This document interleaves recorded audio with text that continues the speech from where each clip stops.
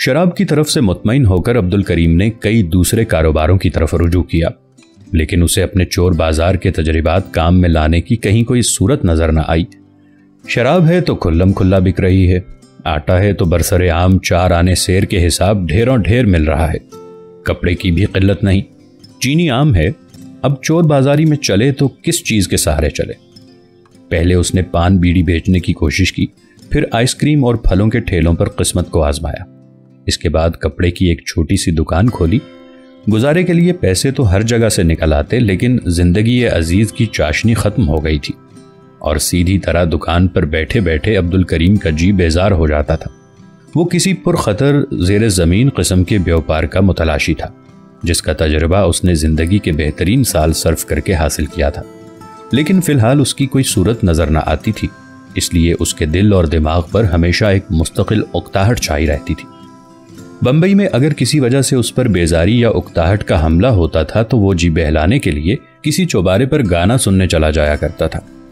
کراچی میں آئے ہوئے اسے کئی مہینے ہو گئے تھے اور اس نے یہاں کا چپا چپا دیکھ ڈالا تھا، لیکن اب تک اسے کہیں ایسے بازار کا نشان نظر نہ آیا تھا جہاں وہ گھڑی دو گھڑی کو کلفت مٹانے کے لیے ہو آیا کرے۔ اس نے چھان بین کی تو معلوم ہوا کہ چکلوں پر قانونی بندش لگی ہوئی ہے، اور جس طرح بمبئی میں شراب بند ہے اسی طرح کراچی میں رنڈیوں کا پیشہ منع ہے۔ عبد الکریم نے یہ خبر بڑی صفائی قلب کے ساتھ عائشہ کی ماں کو سنائی اور وہ دونوں دیر تک فٹ پاتھ پر اپنی جھونپڑی کے سامنے چارپائی پر بیٹھے قرآن اور ایمان کی روح پرور باتیں کرتے رہے۔ چکلوں کے سلسلے میں جو تحقیقات عبد الکریم نے کی تھی، اس کے دوران اس پر یہ حقیقت کھل گئی تھی کہ اس میدان میں بلیک مارکیٹ کے وسیع امکانات ہیں۔ اس کی کچھ ایسے لوگوں سے شناسائی بھی ہو گئی تھی جو اس بیوپار میں بڑی دسترس رکھتے تھے اور عبد الکریم کے پرانے تجربات کی بنا پر اسے معقول کمیشن پر اپنا شریک کار بنانے کے لیے آمادہ تھے۔ ایک کانے دلال نے شاید عائشہ کو بھی کہیں دیکھ لیا تھا، چنانچہ اس نے رائے دی کہ اگر عبد الکریم اس کی رفاقت کرے تو بہت جلد ہزاروں نہیں بلکہ لاکھوں کے مالک بن جائیں گے۔ جب عبد الکریم کو اس کی نیت کا علم ہوا تو اس نے اپنا جوتا کھول کر اس کانے کی برسر عام خوب مرمت کی اور مسجد میں جا کر ساری رات سجدے میں پڑا روتا رہا کہ اس کے دل میں ایسے ذلیل کام کا خیال بھی آیا۔ یا غفور الرحیم، یہ ایسی سیاہ کارانہ خیال کی سزا ہے کہ اب لوگ اس کی عائشہ کی طرف بھی نظریں اٹھانے لگے ہیں۔ یا اللہ توبہ، یا اللہ توبہ۔ رات بھر خشوع و خضوع کے ساتھ استغفار کر کے عبد الکریم کا دل پھول کی طرح ہلکا ہو گیا۔ الصبح منہ اندھیرے جب وہ گھر واپس لوٹا تو اس کی بیوی انتظار کرتے کرتے چٹائی پر سو گئی تھی۔ عائشہ فجر کی نماز سے فارغ ہو کر تلاوت قرآن میں مصروف تھی۔ اس کی آواز میں بڑا سوز حزیں تھا، اور جب وہ آہستہ آہستہ قرأت کے ساتھ خدا کا کلام پڑھتی تھی تو فضا میں ایک عجیب عرفان چھا جاتا تھا۔ عبد الکریم خاموشی سے ایک کونے میں بیٹھا سنتا رہا اور سوچتا رہا کہ کیا یہ وہی معصومیت کا فرشتہ ہے جس کے متعلق ایک بدماش دلال نے سیاہکاری کی ہوس کی تھی۔ عبد الکریم کی توبہ اور عائشہ کی دعاؤں نے بڑا اثر دکھایا۔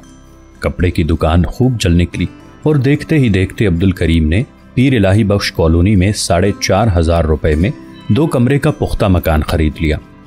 زندگی میں پہلی بار عائشہ کی ماں کو اپنی ملکیت کا مکان نصیب ہوا تھا۔ وہ اسے شیشے کی طرح صاف رکھنے لگی۔ دن میں کئی بار سیمنٹ کا فرش دھویا جاتا، دیواریں جھاڑی جاتی اور صبح شام اندر باہر فینائل کا چھڑکاؤ ہوتا تاکہ مکھیاں اندر نہ آنے پائیں۔ الصبح منہ اندھیرے عبد الکریم کی بیوی تو مکان کی صفائی میں مصروف ہوتی اور عائشہ دالان میں بیٹھ کر قرآن پڑھتی۔ عبد الکریم دیر تک بستر پر اپنے ماحول کے عرفان میں سرشار پڑا رہتا۔ انڈوں، پراٹھوں اور چائے کا ناشتہ کر کے جب وہ دکان کھولتا تو اس کا ظاہر اور باطن بڑے مطمئن اور آسودہ ہوتے تھے۔ رفتہ رفتہ عائشہ کے لیے پیام بھی آنے لگے۔ جس روز اس کی منگنی ہوئی وہ بے اختیار ساری رات مصلے پر پڑی روتی رہی۔ رخصتی کے روز وہ کئی بار روتے روتے بے ہوش ہوئی۔ عبد الکریم اور عائشہ کی ماں کا بھی برا حال تھا۔ عائشہ کا خامند بجنور کا مہاجر تھا اور ٹنڈو آدم خان میں آڑتی کی دکان کرتا تھا۔ جس روز وہ سسرال سدھاری تو گویا عبد الکریم کا گھر سنسان ہو گیا۔ دوسرے روز حسب معمول اس کی آنکھ منہ اندھیرے کھلی، لیکن دالان میں عائشہ کی آواز نہ پا کر وہ کروٹ بدل کر پھر سو گیا۔ جب وہ دن چڑھے اٹھا تو اس کے بدن میں بڑی آلکس تھی، جیسے افیونی کو افیون یا شرابی کو شراب سے ناغہ ہو گیا ہو۔ اس نے توہن و کرہن منہ ہاتھ دھویا ناشتہ کیا اور کپڑے بدل کر دکان پر چلا گیا۔ دکان میں بھی اس کی طبیعت کچھ اچاٹ سی رہی، اس لیے دکان کو معمول سے پہلے بند کر کے وہ جی بہلانے کے لیے گھومنے نکل گیا۔ رات کو دیر سے لوٹا اور بغیر کھانا کھائے سو گیا۔ اب اس کا معمول ہو گیا تھا کہ صبح دیر سے اٹھتا، بہت دیر سے ناشتہ کرتا، کوئی دن ڈھلے دکان پر جاتا اور آدھی رات گئے گھر لوٹتا۔ رفتہ رفتہ اس نے دکان کے لیے ایک ملازم رکھ لیا اور سارا دن سونے اور رات بھر باہر رہنے لگا۔ سر شام اس کے برآمدے میں کئی قسم کے دلالوں کا جھمگٹا لگ جاتا تھا۔ ان میں وہ کانا دلال بھی ہوتا تھا جسے عبد الکریم نے ایک روز برسر عام جوتوں سے پیٹا تھا۔ ایک دو بار عبد الکریم کی بیوی نے ان لوگوں کے متعلق پوچھ گچھ کی تو اس نے بڑی صفائی سے ٹال دیا۔ عائشہ کی ماں، اب میں نے ایک دو اور بھی بیوپار کھول لیے ہیں، اللہ نے چاہا تو بڑی کامیابی ہوگی، تم ذرا جلدی سے ان بھلے آدمیوں کے لیے چائے پانی بھیجوا دو۔ عبد الکریم کے نئے بیوپار بھی چمک اٹھے۔ 6-7 مہینوں میں اس نے پیر الہی بخش کالونی والا مکان چھوڑ کر بندر روڈ پر ایک 2 منزلہ کوٹھی خرید لی۔ صدر دروازے پر سیٹھ عبد الکریم بمبئی والا کا بورڈ لگ گیا۔ سواری کے لیے موٹر آ گئی اور گھر میں کام کاج کے لیے نوکر چاکر مقرر ہو گئے۔ اب عائشہ کی ماں کو بھی فرصت نصیب ہوئی اور وہ آدھی رات اٹھ کر تہجد گزارتی تھی اور اپنی 1001 دانوں والی تسبیح پر اللہ کے 199 ناموں کا ورد کر کے اپنے شوہر کی کمائی میں برکت اور کشائش کی دعائیں کیا کرتی۔ ایک رات جب عبد الکریم گھر آیا تو عائشہ کی ماں نے اس کے پاؤں دباتے ہوئے کہا، اے جی، میں نے کہا کچھ سنتے ہو؟ کیا بات ہے عائشہ کی ماں؟ عبد الکریم نے بے توجہی سے پوچھا۔ دن بھر کی ریاضت سے وہ بہت تھکا ہوا اور کسل مند تھا۔ خیر سے ٹنڈو آدم خان سے آدمی آیا تھا، اللہ رکھے تمہاری بیٹی پر خدا نے اپنی رحمت کی ہے، اگلے مہینے تم بھی نانا ابا کہلانے لگو گے۔ اللہ تعالیٰ کا شکر ہے۔ عائشہ کی ماں، اگلی جمعرات کو یتیم خانے کے بچوں کو بلا کر کھانا کھلا دینا، مجھے کام میں یاد رہے نہ رہے تم ضرور یاد رکھنا، اور ہاں عائشہ کی ماں، کچھ زیورات اور کپڑے بھی بنوا رکھو، جب تم گھی کھچڑی لے کر جاؤ گی تو خالی ہاتھ تو نہ جاؤ گی، اللہ رکھے اب 2 پیسے آ گئے ہیں تو اپنی بیٹی پر بھی ارمان نکال لوں۔ ہے عائشہ کی ماں نے تنک کر کہا، یہ تم کیسی باتیں کرتے ہو؟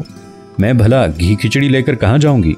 میری بچی اللہ رکھے بڑی اللڑ اور انجان ہے، میں نے اسے دن پورے کرنے یہاں بلا لیا ہے، اللہ نے چاہا تو پرسوں دوپہر کی گاڑی سے آ جائے گی، تم بھی موٹر لے کر چلنا، ہم عائشہ کو اسٹیشن پر لینے جائیں گے۔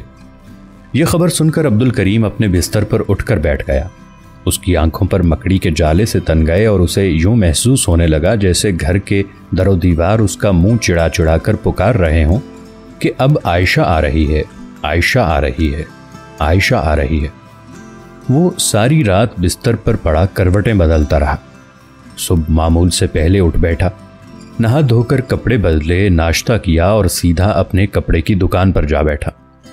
اس کا ملازم جو پچھلے 8 ماہ سے تنے تنہا اس دکان کو اپنے منمانے طریقے پر چلا رہا تھا، مالک کو آتے دیکھ کر گھبرا گیا، لیکن عبد الکریم نے حساب کتاب کے متعلق کوئی باز پرس نہ کی۔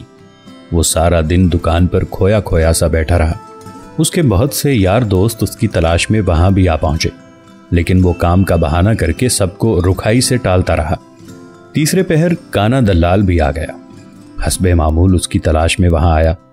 اس کی صورت دیکھتے ہی عبد الکریم آپے سے باہر ہو گیا اور لوہے کا گز اٹھا کر دیوانہ وار اس کی طرف لپکا۔ خبردار، اگر تم میری دکان پر چڑھے تو تمہاری ٹانگیں توڑ ڈالوں گا، سالے حرامی نے سارے کراچی میں گندگی پھیلا رکھی ہے، جاؤ بھاگو یہاں سے، ورنہ ابھی پولیس کو خبر کرتا ہوں، سالہ دلہ۔